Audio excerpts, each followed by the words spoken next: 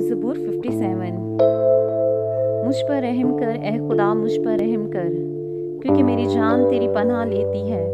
मैं तेरे परों के साया में पनाह लूँगा जब तक ये आफतें गुजर ना जाएं। मैं खुदा ताला से फरियाद करूँगा, खुदा से जो मेरे लिए सब कुछ करता है। वो मेरी निजात के लिए आसमान से भेजेगा जब वो जो मुझे निगलना चाहता है मलामत करता हूँ। खुदा अपनी शफ़क़त और सच्चाई को भेजेगा। मेरी जान बंदरों के दरमियान है।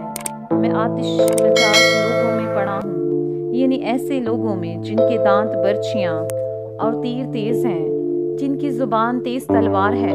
ए खुदा, तू आसमान पर सरफराज हो, तेरा जलाल सारी ज़मीन पर हो। उन्होंने मेरे पाँवों के लिए जाल लगाया है, मेरी जान आजिज़ आ गई। उन्होंने मेरे आगे गड़ा खोदा, वो खुद उसमें गिर पड़े। मेरा दिल कायम है, ए खुदा, मेरा दिल कायम है। मैं गाऊंगा, बल्कि मैं मदद सराय करूंगा। ए मेरी शौकत बेदार हो, ए बरबत और सितार जागो।